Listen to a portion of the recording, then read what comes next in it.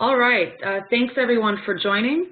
I'm very excited to see such a great participation and interest in this topic webinar today. I'm going to be passing on the presentation to Nabia, who's hosting today's call. But thank you all so much for joining. And Nabia, I'll pass it on to you. And I do have one announcement to make, but I'll let you go ahead and get started. Great, thanks, Emily. Hi everyone, my name is Nabia Ofosuama, and I'm a Senior Corporate Engagement Advisor at the Nature Conservancy focused on global water issues. And I'm based at our worldwide office in Arlington, Virginia. And I've been at TNC for just about 2 years, and I'm really happy to have a number of you on the line today to hear about corporate engagement in water funds. So first, I just wanted to open the floor to see if there are any announcements from the Water Funds Network members. Thank you so much, Nabia. I'll go ahead and get started. Hi, everyone. I'm Emily Simmons. I'm the Water Funds Network Manager. And hopefully all of you on this call have already completed our annual Water Funds Network survey. If not, I'll put a link here in the chat, and you can, it shouldn't take more than 5 minutes of your time to complete, but this is a really important way where we hear from our members where, there's gaps in areas where they need support, like areas of interest. It also gives us a really nice representation of, where everyone's located and how connected we are, and also your opportunity to give feedback on what's most useful in the network, whether it's webinars are your favorite or our friendly competitions, member recognition, and any other ideas that you have. So it's really important that we hear from you so that we can make this network ever more useful to you and your needs so you can excel at everything regarding your work. So I'll go ahead and put those links in the chat, but just know that it's closing end of the day tomorrow. So really hoping to get your feedback before then. Thank you. Thanks, Emily. Any other announcements from Water Funds Network members?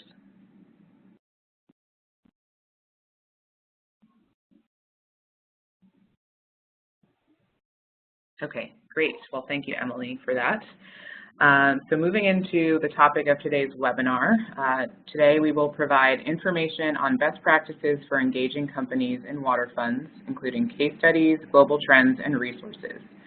So we have a great group of presenters who will talk through our strategy and activities from a global perspective, also on a regional level, and local examples from around the world. So everyone on the line will have received the bios for all of our presenters today, so I won't read through those in depth, but in order, I just wanted to share who you'll be hearing from today. So first you'll have an overview from me, then you'll hear from Juan Sebastian Lozano, Freshwater Conservation Specialist with the Latin America region of TNC. Juan has been with TNC for 5 years, and he's based in Bogota, Colombia. Then you'll hear from Sebastian Cabrera Gamara, Watershed Conservation Specialist with the Mexico and North Central America region of TNC, MENCA. Sebastian has been with the organization for over a year, and he's based in Guatemala. Next is Sebastian Llerena Yamayel, Watershed Conservation Specialist, also with MENCA. Sebastian's been with TNC for over 2 years and is based in Mexico. Then Luis Stafford, South Africa Water Funds Director at TNC. Luis has been with TNC officially for almost a year, but has been working on the development of the water fund in Cape Town, where she's based for much longer than that. And finally, Lisa Kushner, who's also a Senior Corporate Engagement Advisor focused on global water here at TNC, and she's been with us for over 8 years and is based in Minnesota. So as you can hear, we have many presentations to get through today. So we will be holding our questions until the end. We've set aside probably about half an hour for questions. But if you have any questions that come up, please feel free to put those in the chat, which Emily will be monitoring, and we'll get to as many as we can during the call. And then as a reminder to the presenters, we'll be working to keep each presentation to no more than 10 minutes. So I'll just give you all a shout if we get to that point. So let me begin with an overview of TNC's Global Corporate Engagement and Water Funds strategy. So as we all know, the mission of the Nature Conservancy is to conserve the lands and waters on which all life depends, And in order to achieve this vision of creating a world where both people and nature thrive, we believe that we need to bring together a wide range of partners to find common ground. And transformation through the corporate sector is one important aspect of how we work at TNC. There are a number of assumptions that underlie this engagement with corporations. We're assuming that engaging corporations is fundamental to achieving large-scale conservation outcomes, kind of due to their footprint and their activities and impact on natural resources. And in addition to philanthropy or the monetary donations that we often get from companies, we also must engage businesses in improving their practices, the way they do business, and kind of how they interact with those natural resources, as I mentioned. Increased conservation benefit is going to be a primary driver of our engagement with corporations. That's where we're going to be focusing is kind of how can we achieve those large-scale conservation outcomes through engaging with companies. And then finally, an assumption is that many companies will be interested in working with TNC, as I'm sure people have seen around the world. But there will be a smaller portion of market leaders who will be able to catalyze global change. Based on these assumptions, TNC has 4 ways that we work with the corporate sector. The first is through philanthropic support, where companies provide funds for science and conservation projects with no return benefit to the company. Next is cause marketing, where we leverage the marketing resources that brands have to broaden public and consumer support for conservation. We also support corporate practices change, which is what the Worldwide Office Corporate Engagement Team focuses on, in order to demonstrate tangible returns for incorporating the value of nature into operations and supply chains. And finally, around public policy, we work with companies to advance conservation policies that have shared benefit to nature and industry. Hey, Navia? Yes? It's Colin. I don't know if you're allowing interruptions, but... I was hoping to save them to the end, but if okay. No, I came in late, so I'll ask you later. Okay, or you can put it in the chat. And then so we find that the corporate engagements that have the highest potential for transformation are those that are demonstrating and scaling new and improved practices for companies, engagements that influence business strategy and policy, and engagements that create market demand for nature-based solutions.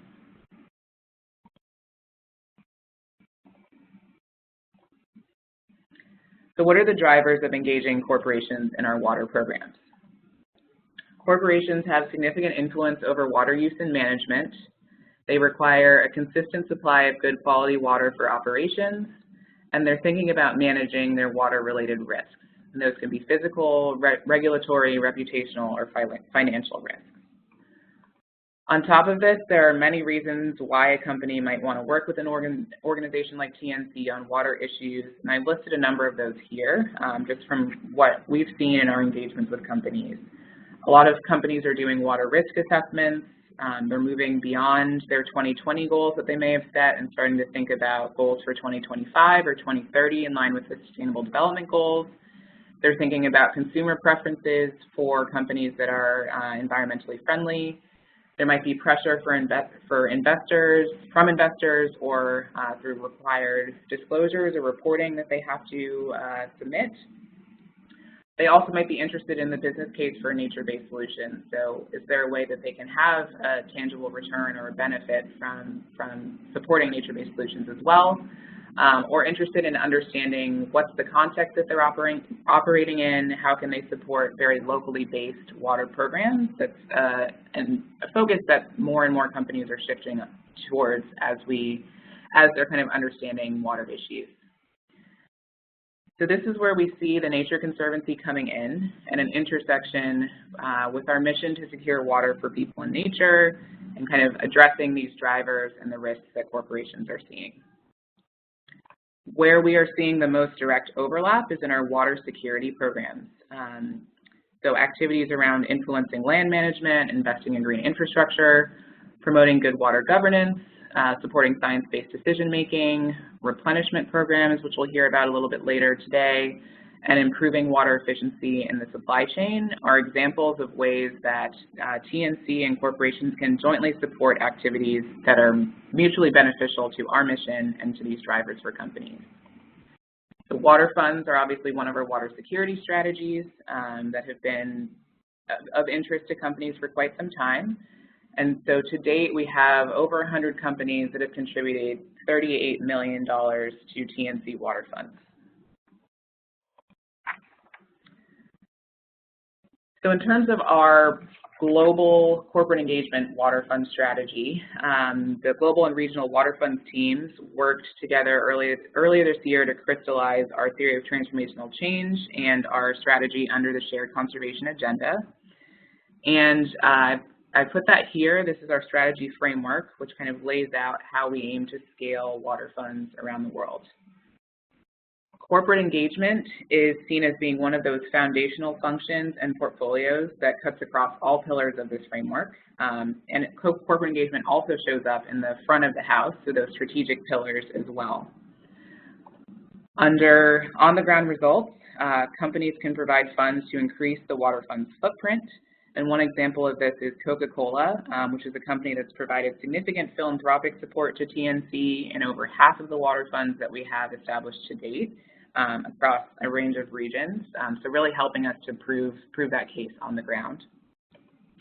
Under community and the allies pillar, this is where we're focusing a lot of our corporate engagement, working with companies to generate demand for source water protection through their engagement in alliances like the International Water Association and the CEO Water Mandate, but also by engaging in gold standard partnerships that include elements of scaling across a company's footprint and also building capacity for corporate staff.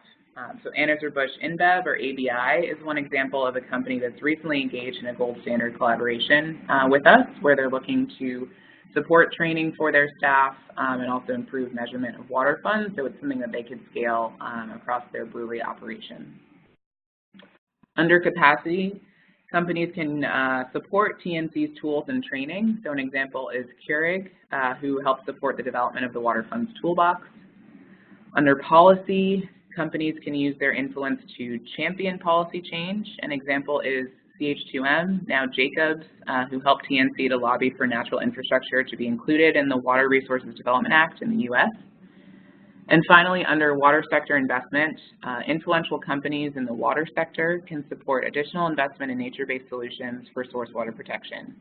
So a key example here is Veolia, who is the world's largest utility company. They manage 4,000 water production plants around the world. We're working with them to develop a water fund where they are the operator to test how this model could be scaled up in their water management operations globally. So all of this is to say corporate engagement is one of critical elements of our strategy framework, one that we're seeing about those different ways that I talked about. We as TNC can work with companies, how those can help us to promote our water fund strategy. So to be very targeted in this strategy, the corporate engagement and global water teams have conducted research and scoping and prioritization of companies over the past 3 years. And in this summer of 2018, we had a Globe intern, Whitney Mann, who helped to support this scoping, looking at water fund suppliers, which are companies that are in the water utility, water infrastructure, or water equipment and materials sector who can help lead the development of water funds as part of their core business. And then water fund demanders, which are those companies who are dependent on water for their operations and could therefore benefit from source water protection.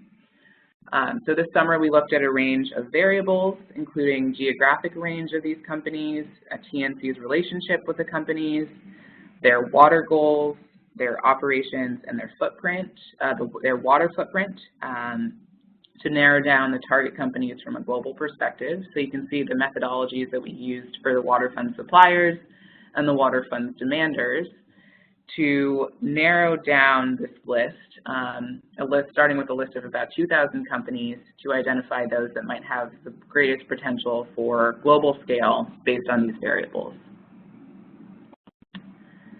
And the results of that scoping identified a list of 37 priority companies from a global basis that can help us to execute this water fund theory of change and scale water funds around the world.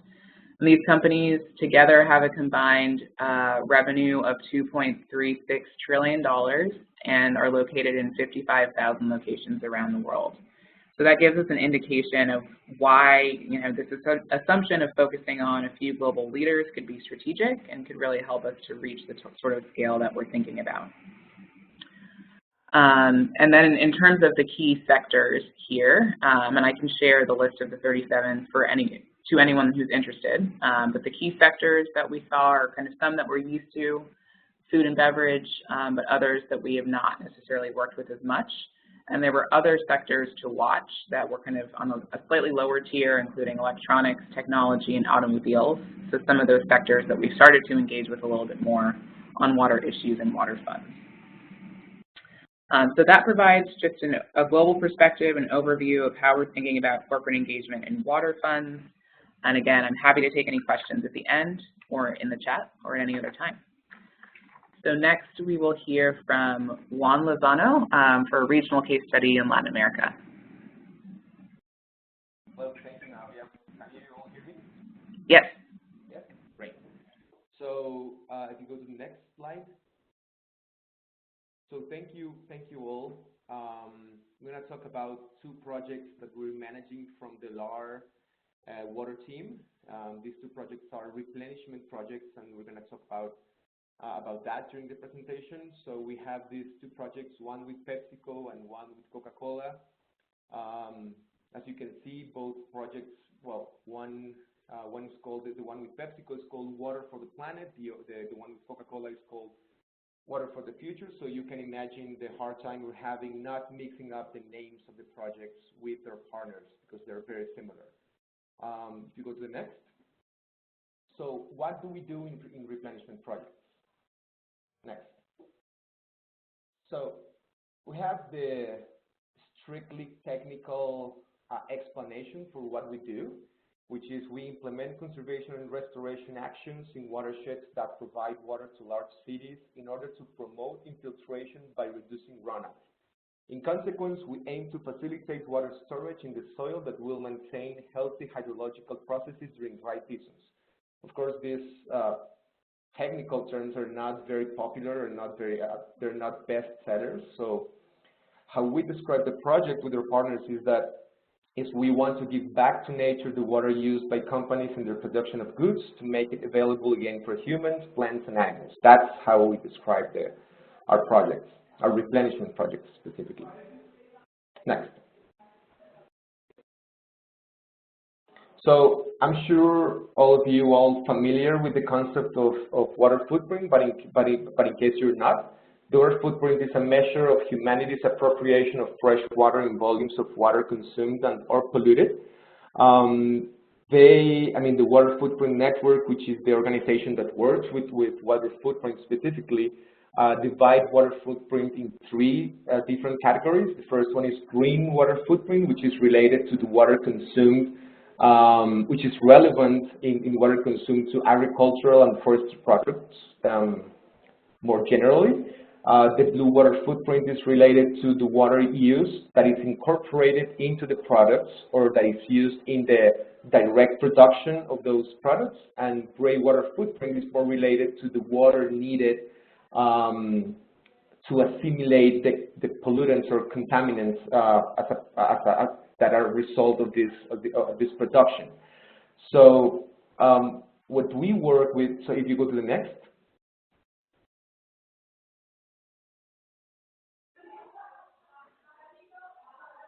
Next slide, please.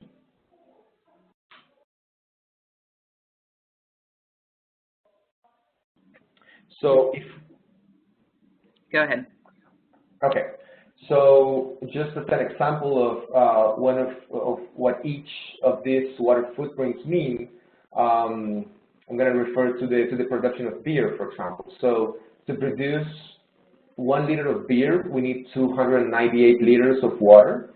85% of this water is part of the green water footprint, which is related to the production of agricultural products that go into beer.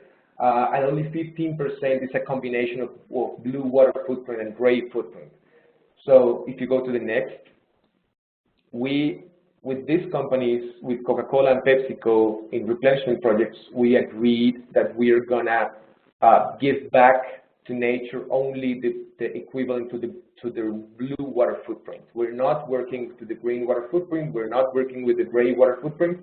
They are, the companies are working on this with different strategies, but we are only focused on blue water footprint. Next.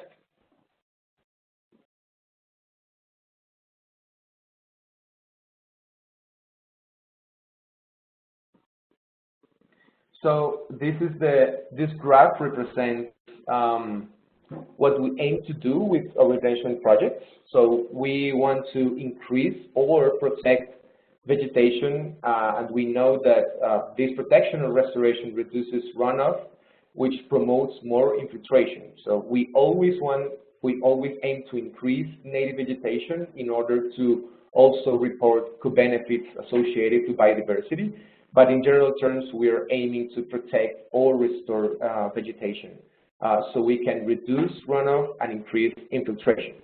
So it's important for us in the project to say that we are not only restoring, but also protecting in order to avoid increasing runoff and avoid decreasing infiltration, because in Latin America there are many areas that are threatened by different activities, and that we can, through the project, we can protect them in order to also create, or I mean, not create additional benefits, but at least avoid these benefits to be lost. Next. So, how do we measure our impact? So it would be extremely expensive, time-consuming and complicated to measure our impact using equipment on the field. It would require to have measurements of humidity, and even if we had this equipment on the field, it would be we would be just making assumptions of the actual replenishment based on different indicators. So we opted to use the curve number method. This is described in chapters 9 and 10 of the National Engineering Handbook by the USDA. Maybe some of you are familiar with this. But the key of this method is that it defines what they call hydrologic soil cover complex, which are units that are a combination of specific soil and land cover characteristics. And what it does is that based on those units, based on those complexes, the method assigns a curve number to these units. And a higher curve number indicates a higher runoff potential. So what we aim with the project is to reduce or maintain low curve numbers to have low runoff potential. Next.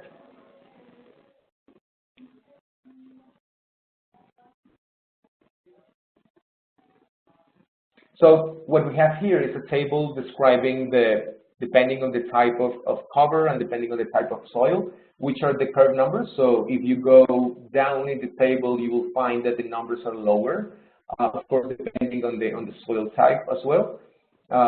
So what we're aiming to do is to convert or to maintain covers that are more similar to the ones lower in the table. Next.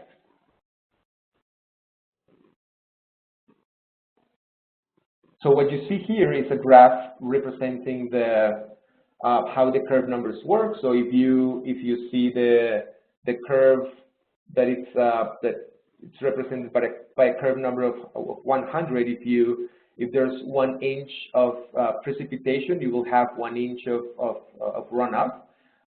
That would describe a paved soil or a soil with no infiltration at all. If you move down in the table, in the graph, and you see curve numbers of 40, for example, which would represent a very complex forest, you would see that 1 inch of that 8 inches of rainfall would represent only 1 inch of runoff, which means that the 7 inches, that the difference of 7 inches would be infiltrated or evaporated. We are aiming to to have that increased infiltration of the soil. That's the general objective of the project. Next. Next. And so how do we do this? So what we do first is we prioritize sites based on the replenishment potential. This is based only on precipitation and soil type, and this is only work from the desk. We are not going to the field to make this prioritization. We are only doing this using GIS and using tools that are on the desk. Based on this prioritization, we eliminate sites with low replenishment potential because we are trying to optimize our results, and because if we go with the sites with low potential, we would be risking our goals complying. So that would be very difficult for us not to comply our goals. So we are eliminating areas from the desk in the first place. When these sites are selected, we go to the field and we see the areas that are potentially to be protected or to be restored, and we assign a baseline curve number to these areas. And then we propose a desired cover and a desired curve number. Based on this, we perform calculations of the replenishment using the method described in the book I mentioned before.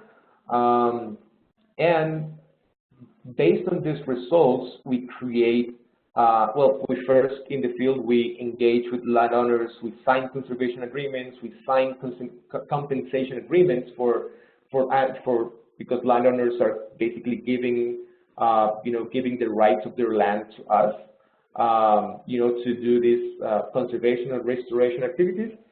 And after that, we create fact sheets to present to a third party, which in this case, for the Coca-Cola project, is Lignotech, and they validate our calculations of replenishment, and they also validate this. They certify these calculations using, by Deloitte. Deloitte finally certifies these calculations. So we are using this third-party validation with Coca-Cola only. We're still in negotiations with PepsiCo to decide which is going to be the third-party validator. Next.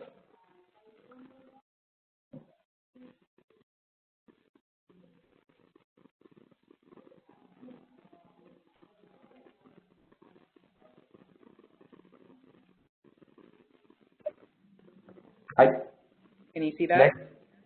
I can't see it yet. Okay. Yeah, okay. I see it now. Great.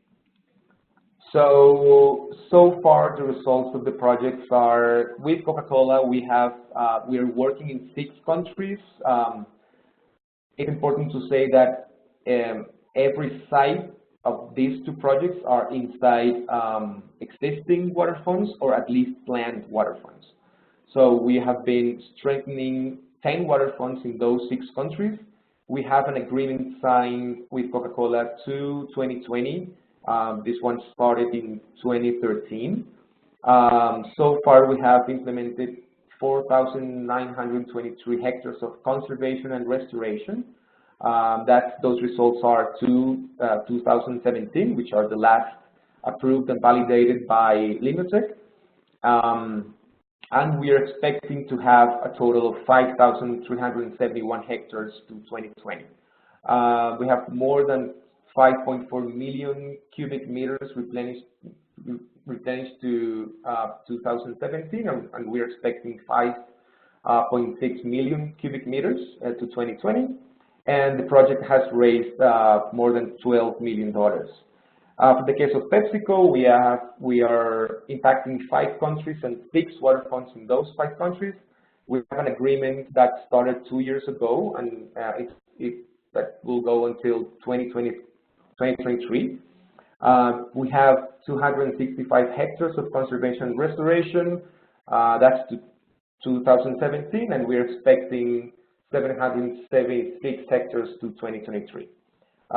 That's equivalent to 674,000 cubic meters expected to 2023, and the project will be raising a total of $3.2 million to the end of the project. And that's it. Thank you. Great, thank you so much. So next you will hear from the Menga team. So over to the two Sebastians. Thank you, Nadia. Can everybody hear me? Yes. Can you hear me? Yeah. So I will tell you a little bit of the Guatemala case in line to what Juanse was telling before. And I would like to start telling you a little bit about the Guatemala history.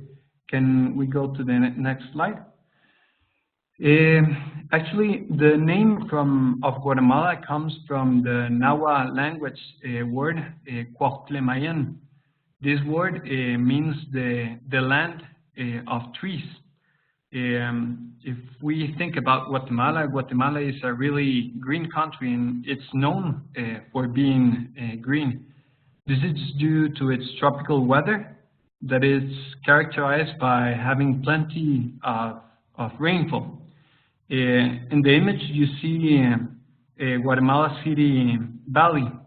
This valley used to have lagoons before, and also it had a Mayan site called Caminal Huyum that was known for its water channels.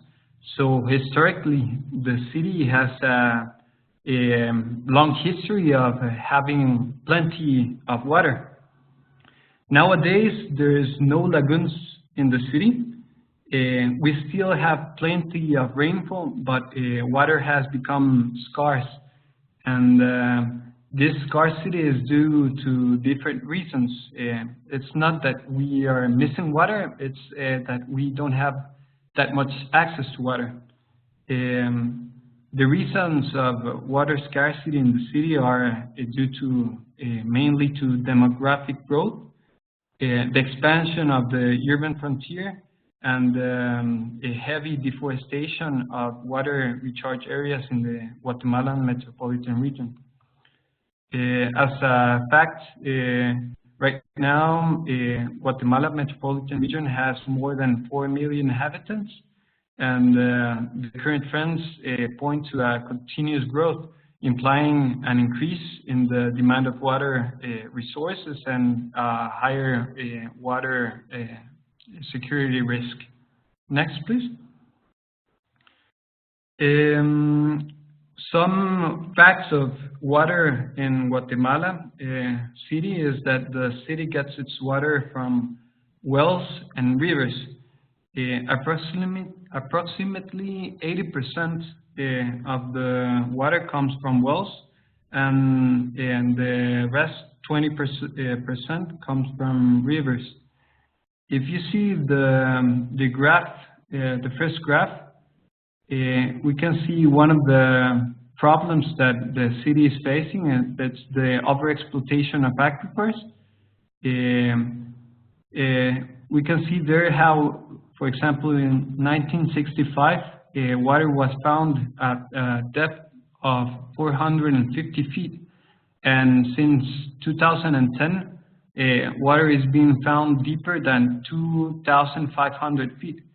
So we can clearly see a trend on the overexploitation of aquifers, and the water is found deeper and deeper, and the water quality is also changing. 80% of water used in the city comes from aquifers. The other 20% comes from surface water. And the image there is a river that flows from Guatemala City. That's the Villalobos River. You can see that's heavily polluted. And this case repeats in more than 90% of the rivers in Guatemala. So the environmental situation of water in the whole Guatemala country is really, really I don't know how to say the word, but we have a big problem in water. Next, please. This problems is mainly because Guatemala doesn't have a clear legal scheme for water use, and due to this, there are many abuses and environmental crimes happening every day. In terms of corporate engagement in the water funds, Guatemala has a water fund working since 2017. The name of the water fund is FUNCAWA. It was legally established on March 2017. And as TNC, we have been supporting the creation of this water fund and also implementing pilot projects in FUNCAWA's priority areas. The two pilot projects that we've been developing are the ones that Juanse was telling before, one a Coca-Cola funded project and the other one the PepsiCo funded project. Next. With these two projects, yes, that one. With these two projects, we have restored and protected more than 700 hectares of forest within Guatemala metropolitan region. From the restoration actions, this is mainly reforestation of degraded lands with native species. As Juan said told before, also before doing the reforestations, we sign a conservation agreement with the landowner. We develop the polygon of the reforestation area. We do the reforestation actions, put sign postings, and also give maintenance to the reforestations for at least 3 to 4 years, and in some cases more time. Next, please. For conservation of water recharge areas of importance in the metropolitan region, we have seen that conservation actions vary from place to place. So we've been working with different methods to adapt to the conservation needs of each area. With this, we've been, for example, generating biodiversity information and materials for conservation. In the two pictures there, you can see, and the first one, we're putting on trap cameras to monitor mammals and Guatemalan ravines. And in the other one, we're developing bird monitoring to create materials for new parks that are arising, and so. We're generating biodiversity information, also supporting the creation of new urban parks, the development of ecotourism trails in these parks, the protection of water sources, etc. Next slide, please.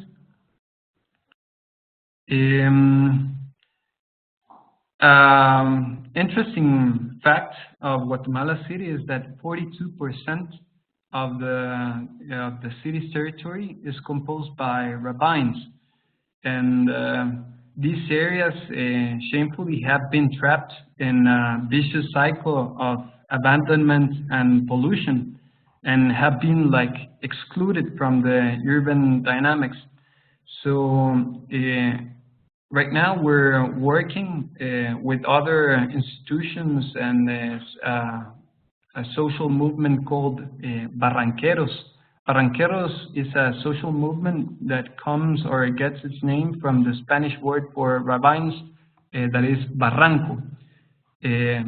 And we're working with this group to try to restore these spaces and reintegrate ravines back into the urban dynamic. Because if we could do that, Guatemala could be one of the greenest cities in the world. The picture you see in the screen shows a synergy that was developed through this group. And there's a mural painting, biodiversity mural painting that was developed near a new park called La Jungla Urbana in Guatemala City. And this mural painting was developed through the information that we generated with our projects. Next.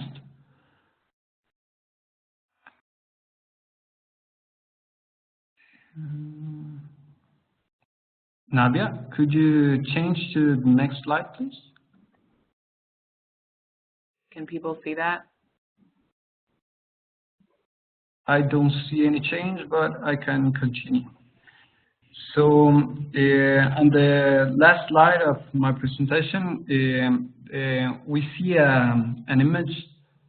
Well, it just disappeared. Yeah, I'm just going to reshare. Okay.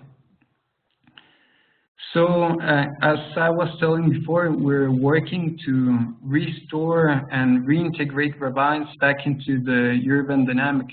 In the picture you see an example of the situation of ravines in Guatemala cities, places that were abandoned, where there were many illegal dump yards, where polluted rivers were flowing.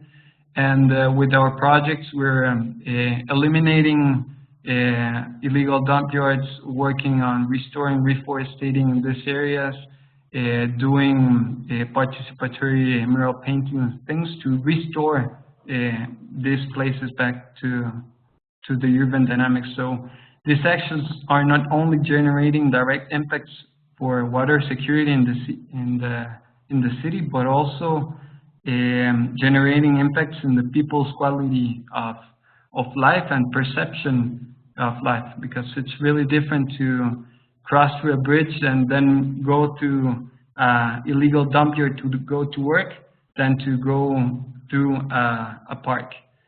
So this is a brief summary of our work in Guatemala through the corporate projects. And if you have any questions about our job, please feel free to contact us, and we're open to answer questions at the end of the presentation. Thank you, Navi. Thank you so much. So moving to Mexico. Okay. You can hear me? Yes. Okay. Hi, everyone. I am Sebastián Llerena and coordinate replenishment projects in Mexico, and I am going to talk about 2 case studies in Mexico, in specific in Monterrey with the San Juan watershed and Valley of Mexico watershed in Mexico City. If you have a question, write in the chat, and at the end of my part, I answer. I will tell you a little about our work in the project Water for the Planet, funded by PepsiCo in Latin America. Water for the Planet is a program that aims to invest in the development of water funds and support watershed conservation initiatives with results at large scale in Latin America, with positive impacts in water and people, supporting water replenishment strategy in Latin America. And I have a pleasure of coordinate water replenishment projects in Monterrey and Mexico City. In these 2 places, we have activate water funds that are working to ensure water security. More than 30% of Mexico's gross domestic product come from these 2 cities, and more than 25 million people live in these 2 cities. So they are cities important for the country. Next slide, please. Okay. I will begin to tell you about our work in Monterrey. To start working in the San Juan watershed that supply water to the city of Monterrey, a study was made to obtain the maximum impact area in the watershed. The study was carried out for the conservation plan of the Monterrey Water Fund. You can see the logo of the water fund. Next slide, please.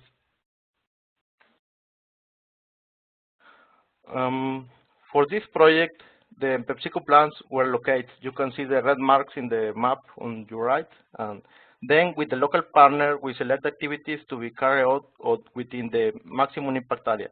The specific site and activities to be carried out were selected. An important factor to consider for the selection of the sites is the social and environmental factor of these works and aligned to the objectives of the Monterrey Water Fund.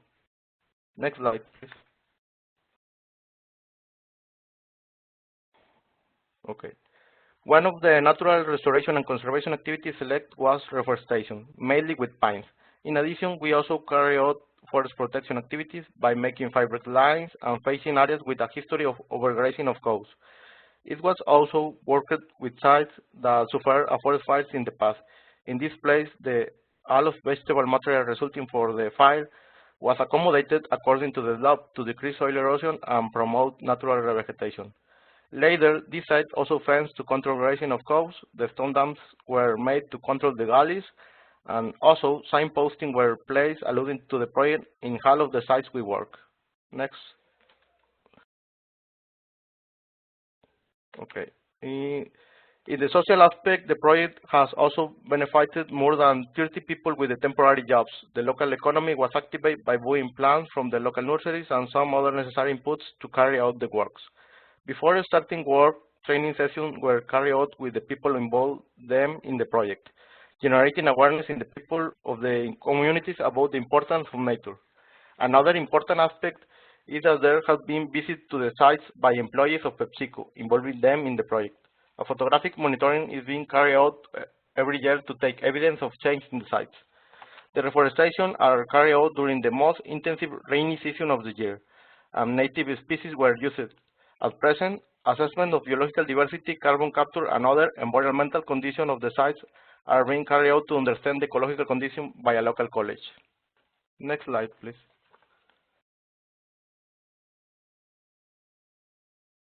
Okay. The results that we have obtained at present are as we have improved the condition of water recharge of the place where we work. People in the local communities benefited with the temporary jobs and activate the local economy. Almost 100 hectares worked within the maximum impact area and benefits to biodiversity, carbon capture, and other environmental service. So that's all for the Monterey part. Next slide, please. For the case of the Mexico City, it's a little different.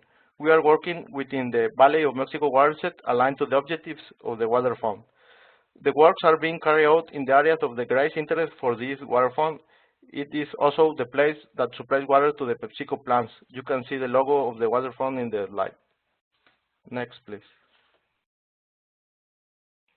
You can see in the map in blue the Valley of Mexico watershed, and the red marks are the PepsiCo plants in Mexico City. And in the map on the left, you can see the restoration and conservation activities that we have done within the watershed. Next, please. The activities are reforestation, fiber line, signposting, rehabilitation of fence, arrangement of vegetable material according to the law, with the difference that in this place the vegetable material was obtained by pruning made to the trees in the place where forest is too dense. Next, please. Temporary jobs were also created in this community. Something important to mention is that this year there was a social reforestation carried out with employees from PepsiCo plant in Mexico City, together with people from the local community and TNC staff, which generating an integration of tal, and they were able to appropriate the project. Next. Some results we have obtained in this we have improved the water recharge of the areas where we have worked. Also, training has been carried out with the people of the community so they understand the context of the project and environmental service that their works brings. With this, we hope at the end of the project we can raise awareness and hope that they will take appropriate of this project and any other environment project in which they can work in the future. And that will be all on my part. Thanks for your attention. Great, thank you so much. So moving now to South Africa, over to Louise. I'm going to use the Greater Cape Town Water Fund as the example or the case study. The water fund is in its infancy. The water fund will be launched on the 16th of November, and we almost finished the business case. Next slide.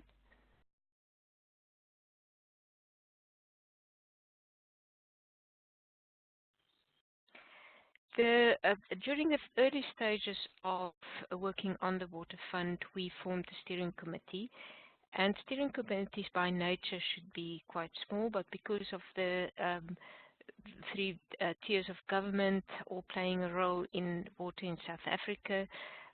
We have quite a few government partners. We have WWF and a combination of private partners on the steering committee. Next slide.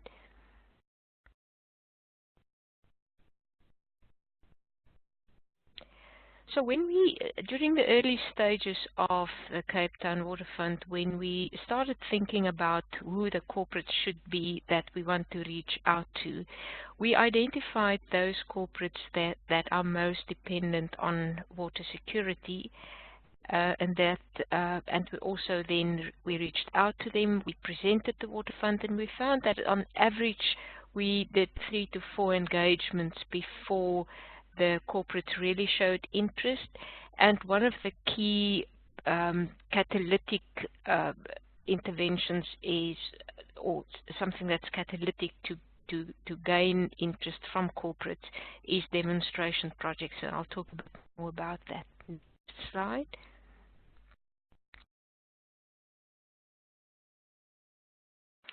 So the sectors that are showing interest in the Greater Cape Town Waterfront are bottlers, and that links back to water dependent sectors. Processing crisps, we call it chips, different names for the product over the world. Brewery, a bank, and an investment holding company. Next slide.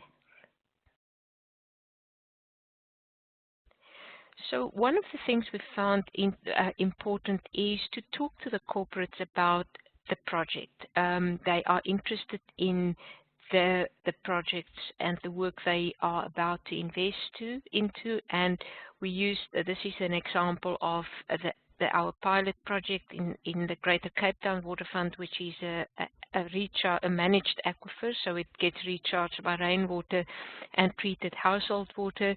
We showed the corporates the journey of the water from the taps into the aquifer and back to the taps, and that makes it real for them, and they start owning the project and become interested in it. Next slide.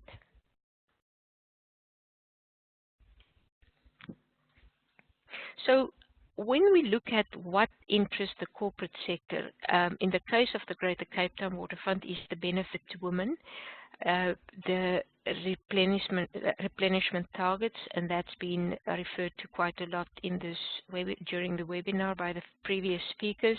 Job creation, beneficiation, in other words, what are we going to do with the material that we remove, the invasive material, and then corporate social investment. What is important for the corporate sector is they want to know that the investment that they're making is in good hands. So good governance stand out as one of the things that's really important.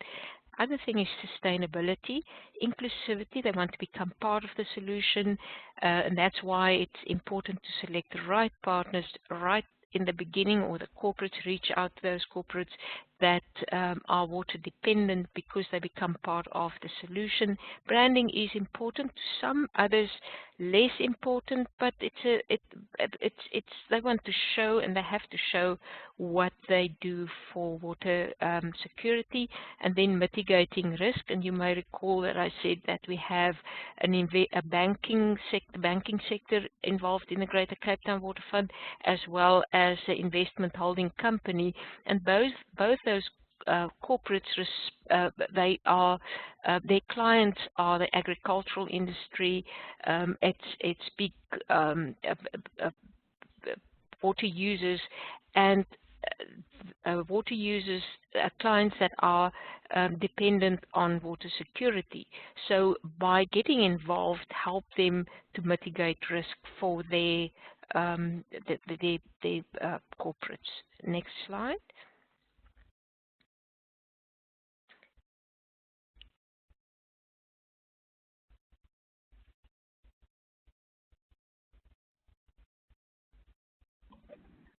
Next slide, thanks, Navia.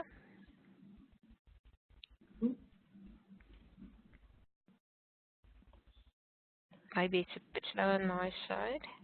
Can you see it? Here we go. Yes, thank you. The top slide is a bit hidden, so it's showed differently in this. But what I mentioned earlier is the value of demonstration projects. The pictures that you see on the left is the top picture shows the green there is the invasive plants at the main infiltration basin of the Greater Cape, of the Atlantis aquifer, and the bottom picture shows what it looked like when the winter rains arrived and there were no invasive plants. So the water replenishment was optimized. And then on the right-hand side, it just shows before we started the clearing program and the biomass that was produced after the clearing. And this is really something that the corporates like. They can see the progress, and it's demonstrating that the investments are being put to good use and that it actually makes a difference. Next slide.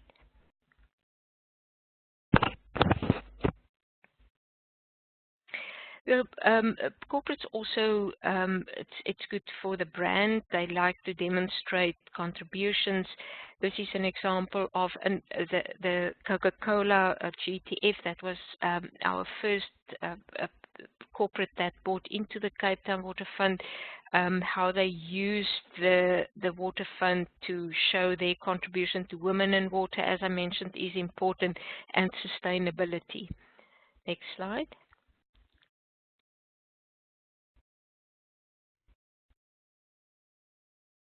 So the lessons that we learned in the corporate engagement in the Greater Cape Town Water Fund is to find the right corporate partner at the right time, to build the relationship. It's a journey. They need to become familiar with the work that the Water Fund is doing. We must also understand the corporate partners' interests, what's in it for them. A partnership is about give and take, so what do they expect? Share facts, so that is the what are we going to do, and make the case, how are we going to do it, what will be the end result, and then demonstrate implementation. And that is one of the most powerful catalytic tools that we have, is to show that it's not all about talk and planning, but we are actually demonstrating by implementing and making a difference. Thank you. Thank you so much, Louise. Next is Lisa Kushner.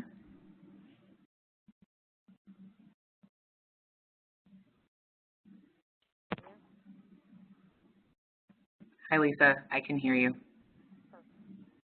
You're a little quiet. Okay, is this better? Yes. Okay, so today I'm going to talk about two trends that at the global level we're seeing in corporate water stewardship, and how water funds align and don't align with these trends. I'll also touch on some conservancy guidance and resources that we have for engaging with. And I'll mention several resources. Emily Simmons has created a box folder with all of them, and she'll send a link out to that box folder after the webinar. Lisa, just got a chat message that some people aren't hearing you at all. I can hear you, but it's a bit quiet, so maybe if you could adjust your microphone. Okay. Sorry. Is this better? Still quiet for me.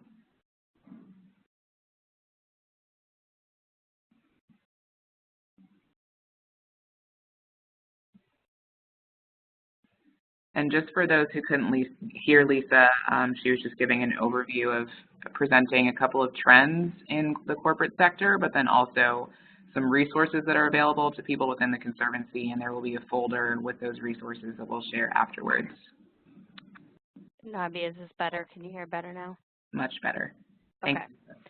So if you can go to the next slide.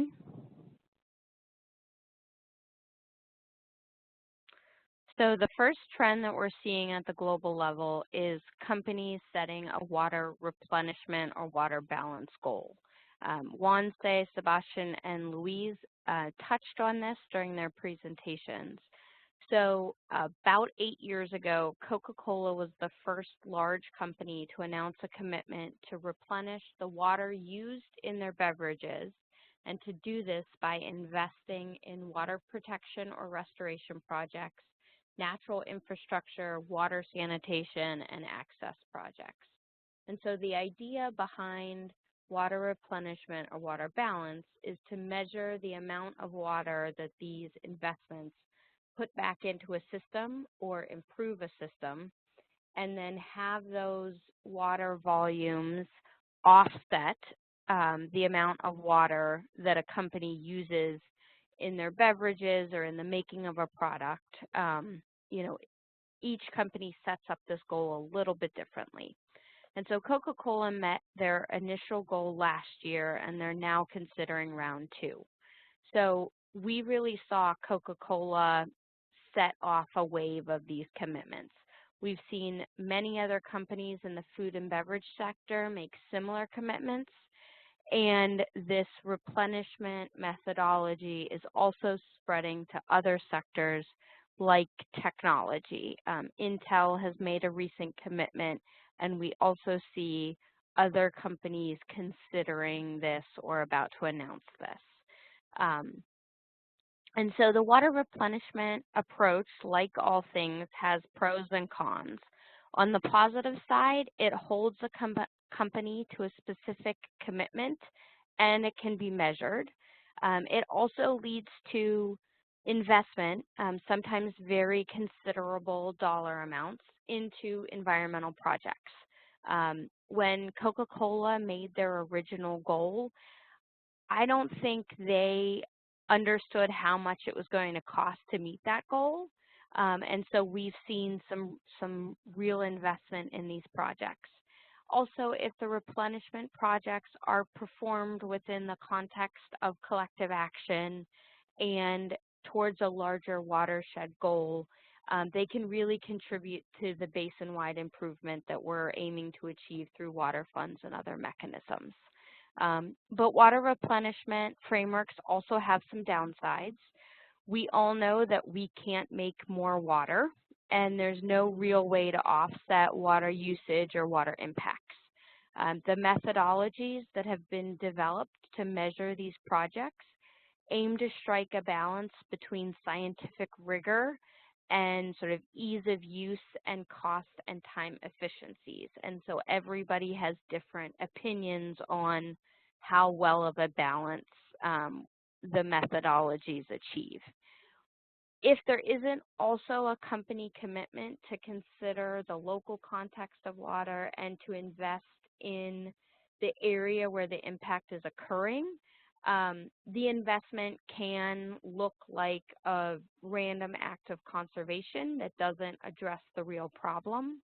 And a company can choose a project because it's the most cost-effective rather than, you know, being the right project to address the issue. And we are also opening ourselves up to some reputational risk by having our work being used by a company to meet a public goal. So we need to understand all of these benefits and risks when we engage here. So Nabia, next slide, please. So let's shift gears and talk about how water funds integrate with these goals and how we can interact with companies that have water replenishment goals. This is a much larger discussion, so I'm just going to point out some resources to guide you. If you want to learn more about water replenishment goals as a whole and how different companies are doing it, WWF and Limnitech, which is one of the consultants who evaluates a lot of the projects, they put out a paper, I think it was earlier this year. It's called Water Balance Targets, and there's a link to it in the box folder. There's also a table of the different types of environmental projects that can be evaluated for water replenishment volumes. You can see that many of these are bread and butter activities in water funds, land protection and restoration, in-stream flow restoration, irrigation efficiency, other types of projects. We have also developed a guidance document for TNC's involvement in replenishment projects. This is internal guidance. For example, we feel strongly that the Conservancy should not evaluate or validate the amount of water replenishment because it can create a conflict of interest and it opens us up to additional risk. And we feel a third party contracted by the company should do this work. So Limnotech has done a lot of this work for many companies, but there are also other firms that can do this work. There's also a peer-reviewed published paper back in 2013 that established the original framework and set out some of the methodologies for evaluating replenishment volumes. Kari Viggerstall, Brian Richter, and others at Limnotech and Coca-Cola and wrote this paper, and so there's a link to that paper in the box folder as well. In addition, we have corporate resources at the Conservancy. So all of our work with companies is governed by 10 principles of corporate engagement, and we should follow those whether we're working with the company on replenishment frameworks or public policy or anything else. We also have a centralized review process for new corporate engagements. That's usually done at the sort of enterprise-wide level by the Conservancy's relationship manager. So that review process happens before the work starts on the ground. And we also have a corporate engagement network, which is similar to the Water Funds network in that we're aiming to, create a community of practitioners and facilitate learning across the network. So if that's something you're interested in, you can contact me and we'll get you on the list if you're not already. And then next slide. The second trend that we are seeing are, and this kind of came out from water replenishment goals, is corporate water target setting that accounts for context. And so this gets at some of the issues that I talked about earlier. So corporate water context really has 4 pillars to it. The first is science as a foundation for water targets. So instead of using just a gallon or liter goal, looking at what are the needs of aquifer replenishment, what are the water pollution issues, and what targets need to be set there. It also looks at the local nature of water. So, each basin has its own issues and has its own basin-wide goals that may already exist. The third pillar of this is to align corporate targets with public policy. So, for example, in California, all of the groundwater basins are currently creating groundwater goals and frameworks, and so if a company is investing in an area in California, they should be aligning their efforts with those basin targets. And also to establish shared targets. So the Water Fund approach does all of these things. And so we see this trend as very much in line with Water Funds. The Water Fund really creates a context that a company can just plug into. So this is a joint effort of many. There are pilot projects going on right now, and we think we'll see growing momentum with this framework and companies moving forward. There's also some work on the methodologies for replenishment and other standardized watershed stewardship benefits. And so this is building on that 2013 paper that I referenced before. There's several funders and partners working towards this. The Conservancy is on the expert advisory group, and we expect the methodologies to be finalized and available within the next couple of months. So this will go a long way towards getting everybody on the same page of methodologies for looking at corporate water stewardship benefits. So that's just a real quick overview of what we're seeing across company water commitments. And Navi, I'll turn it back to you for discussion and questions.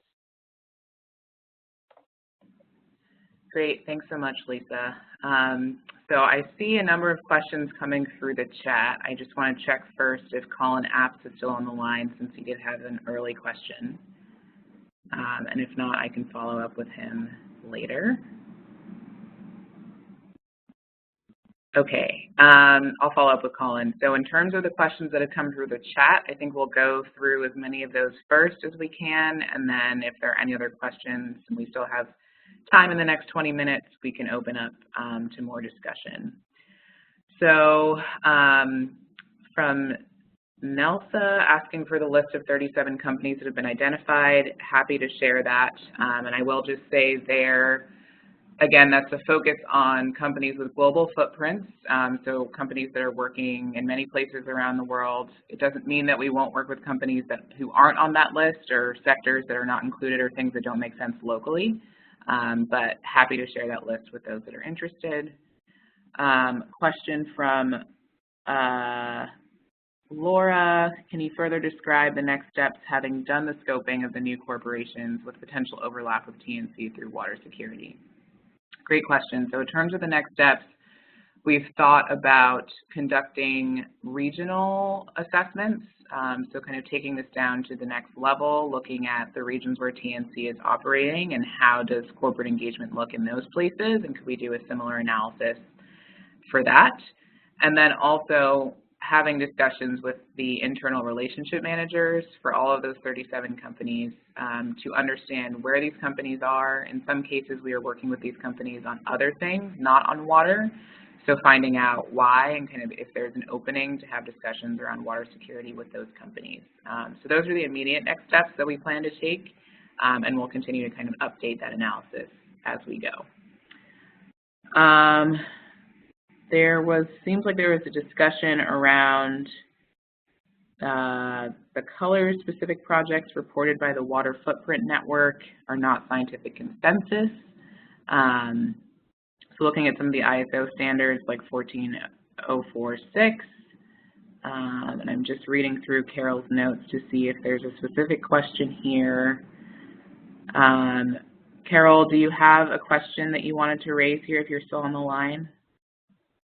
I think it's a question around, should we be using ISO 14046 as opposed to the Water Footprint Network? I don't know, Wamse, if you wanted to reply there or speak to Carol directly. Sure. So if I understand the question, the problem with defining the objectives of the project is that there's no scientific consensus on the use of the colors of different water footprints. I think so.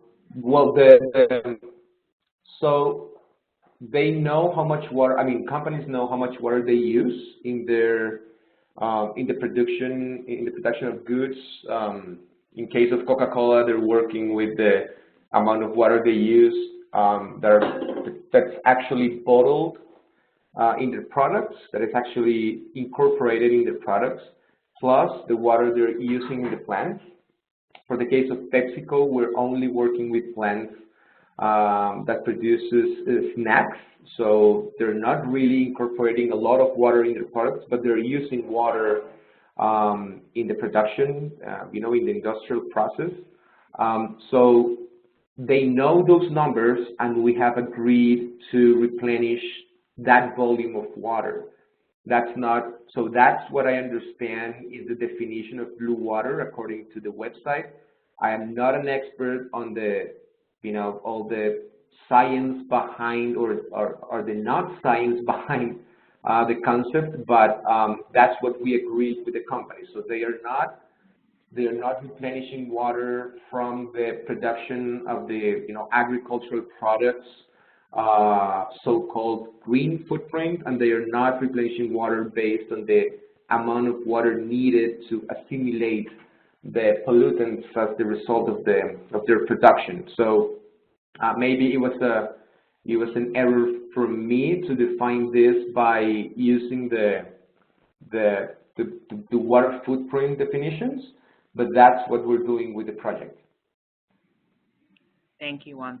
And just to add there, I see there's another question around whether Coca-Cola is focusing only on blue water because they perceive themselves as not contributing to the gray water. I think these sorts of questions are covered in that peer-reviewed paper that Lisa mentioned and that's linked in terms of how to calculate the amount of water that needs to be replenished. I think the rationale here is that from the gray water side, or the water that's discharged through the process, that is being treated to standards that could support aquatic life, for example. So they're not counting that water in the replenishment. It's more the water that's in the product itself. But again, this has been there has been kind of the scientific case made for which water to choose for the replenishment piece, and then there is that work on the additional methodology that will be peer-reviewed again to make sure that we're aligned on what we're counting for replenishment purposes. And I'll add that we are not in a position that we're doing that green water footprint or blue or gray water footprint for a company. A company is usually hiring someone like Qantas to do a life cycle analysis and to understand, their water and GHG and other footprints, and then coming to TNC either to help them shape their water goal and or then to deliver activities on the ground. So we know that we are not the experts in assessing a company's total footprint. Thanks, Lisa. So a question from Eloise: how do we know that reduced runoff translates into increased infiltration and not increased evapotranspiration? Juan, do you want to tackle that question? Yeah, so that's one of the assumptions or limitations of the method. So the method specifically mentions that the method is to reduce, the curve number method explains the reduction of runoff, but of course, depending on weather conditions, this water could be either evaporated or transpired by the plants or infiltrated. So that's a question that we're still aiming to answer, but there's no easy way to do that because that also depends. That would require for us to start restoration or protection activities in a certain time of the year where there's raining or where the weather is cool enough to allow the water to infiltrate and not to evaporate. So that's something we're not getting into, and that would be an additional level of complication. But so I guess that's a limitation of the method. Eloise, does that answer the question?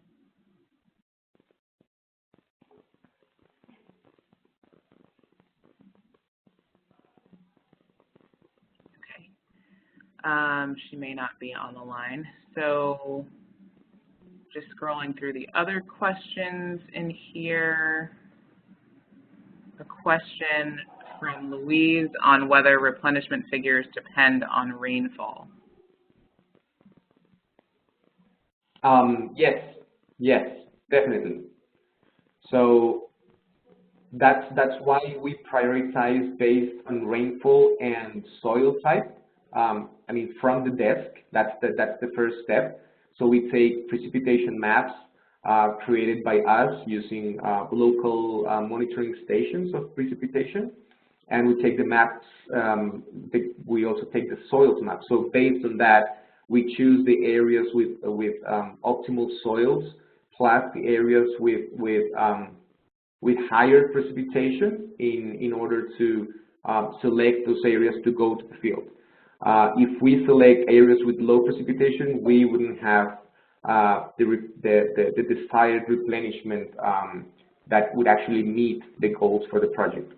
And of course, since the goal is different between waterfront and waterfront because it's defined by the production of the company in each site, so we make the decision of having a certain threshold of precipitation for each site. It's not a standard number for every site. We have a standard.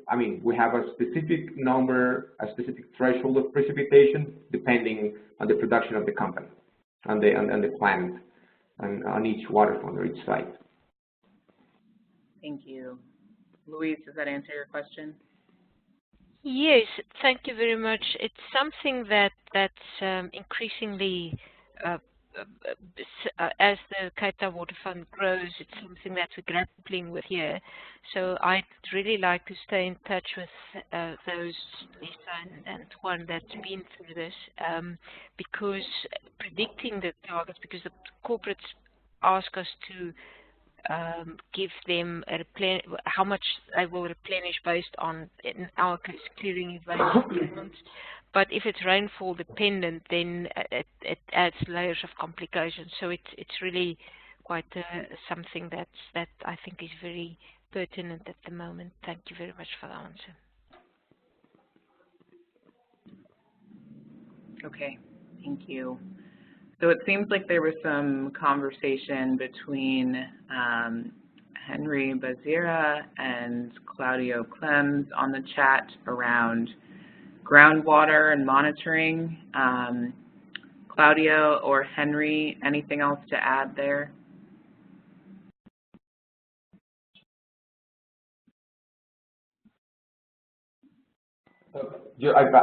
I'm just reading the discussion. I would just add that replenishment projects are not aiming to recharge groundwater sources.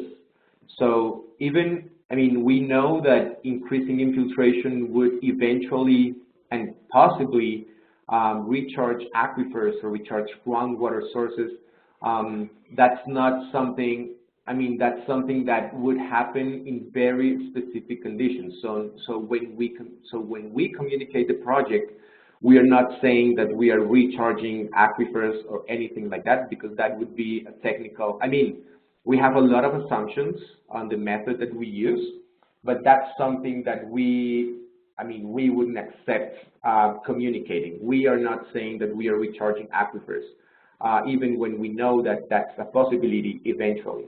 So that's very important. So they are mentioning here some methods that would actually, that's demonstrated that would actually infiltrate water to aquifers. There actually there are some methods in Peru that we are using in the waterfronts, not as a part of the replenishment project, but right now, for the replenishment projects, we are just aiming to increase infiltration, and that's it. And we are doing that by increasing or protecting existing vegetation.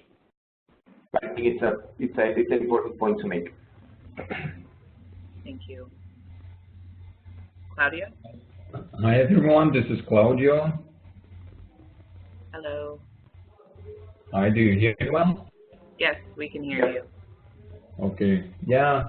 In fact, I was just asking Henry Becerra about the reference of this work he mentioned in India, because apart from the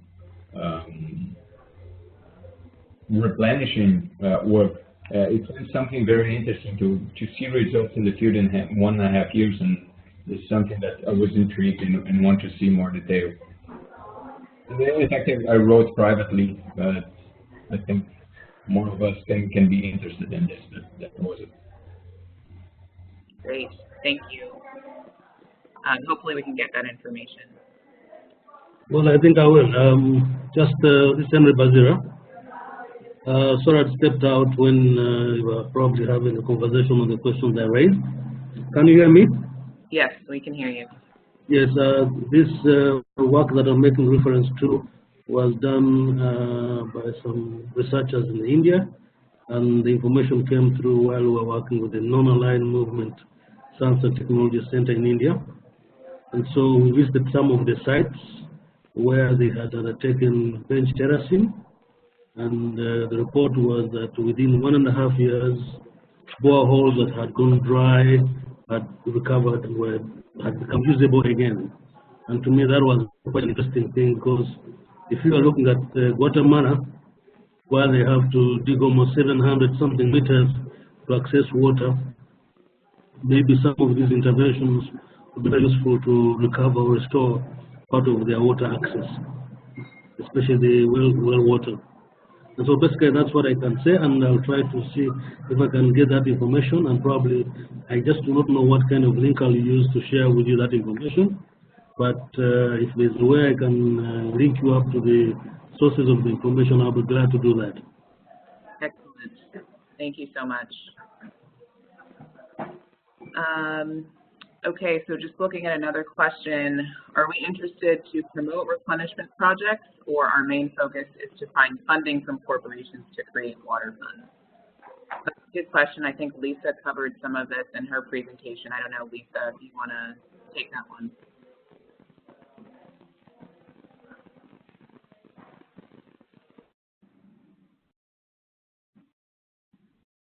Okay, Lisa, I don't see her on the line, so maybe she may have dropped. But in response to that question, I think our focus is not on replenishment projects. That is something that companies are interested in doing, and it's often an entry point into working with TNC on water, but it's not something necessarily that TNC is promoting. Our strategy is water funds. Our strategy is around conservation in general.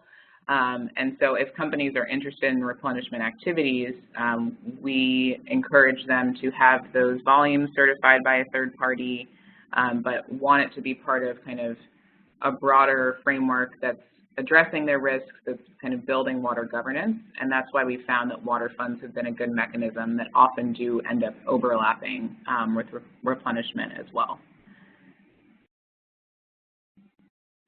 Juan, Sebastian, Louise, anyone want to add on that question of replenishment versus water funds? Yeah, now thank you. In the case of Cape Town, it was the initial phases, at least, was driven by beverage companies that were interested in replenishment goals. And I find this whole discussion very productive, because it's not an easy thing, and I like the idea of the third party, and what you just said is that that's not what we should aim for, and the focus shouldn't be there. But at the moment, it's almost as if the Cape Town funding at the moment is driven by the majority of the main driver is replenishment. So it's just a very maybe it's a beginning where we are in the water fund, but and where the lay of the land in the Cape Town scenario, but and the drought that we recently had. So I find this something that I would really like to pursue with colleagues who were talking on this webinar. Thank you. Thank you. Any other comments on that point?